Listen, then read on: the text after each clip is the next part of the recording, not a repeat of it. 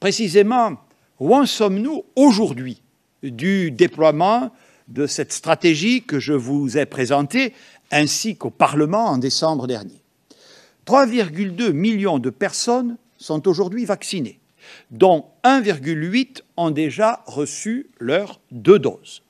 Point très important, il s'agit de personnes très exposées, c'est-à-dire pouvant développer des formes graves du virus, et qui sont, vous le savez, des personnes généralement âgées ou présentant des pathologies appelées comorbidités, qui les rendent particulièrement vulnérables.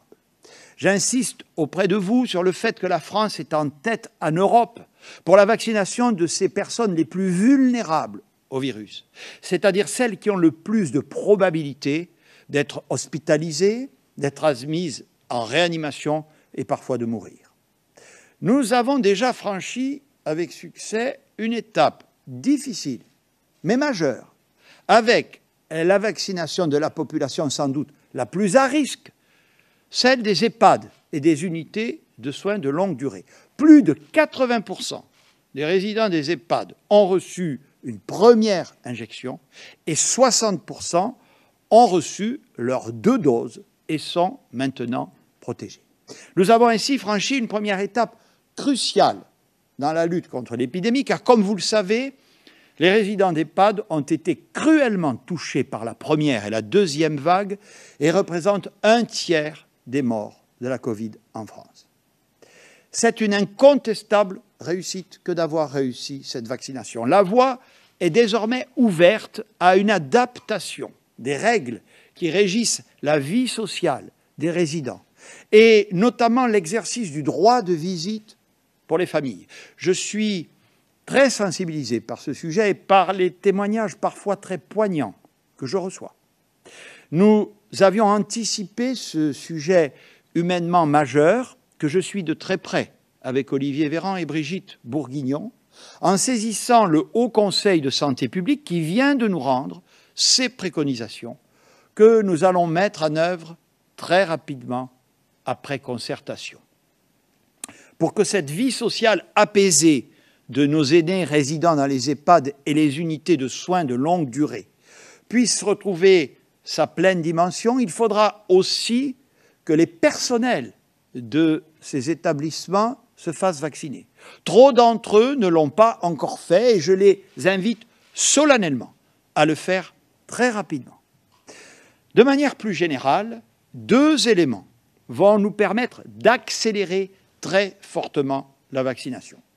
Premier élément, les livraisons de doses à la France vont s'accroître dans les semaines à venir. Illustration, en janvier et février, nous avons reçu environ 7 millions de doses, tous vaccins confondus.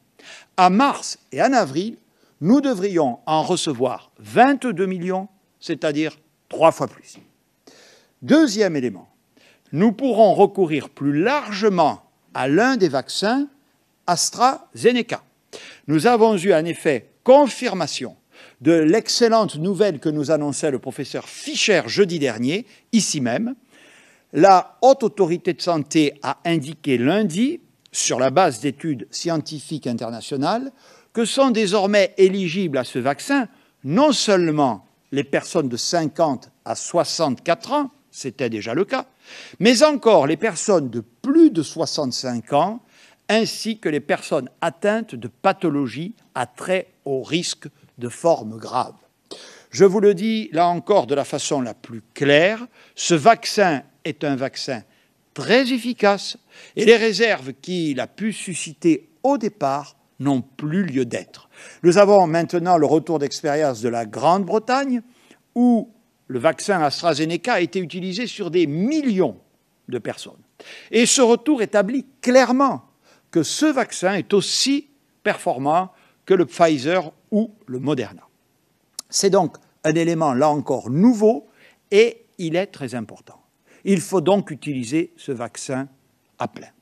Ainsi, d'ici la mi-avril, 15 avril, et sous réserve que les laboratoires nous livrent selon le calendrier prévu, nous devrions avoir vacciné en première injection au moins 10 millions de personnes, soit la totalité des personnes vulnérables volontaires aujourd'hui éligibles à la vaccination. D'ici mi-mai, nous devrions avoir vacciné au moins 20 millions de personnes, soit la quasi-totalité de la population volontaire de plus de 50 ans. Et d'ici l'été, nous aurons reçu suffisamment de doses pour avoir proposé la vaccination à 30 millions de personnes, soit les 2 tiers de la population de plus de 18 ans.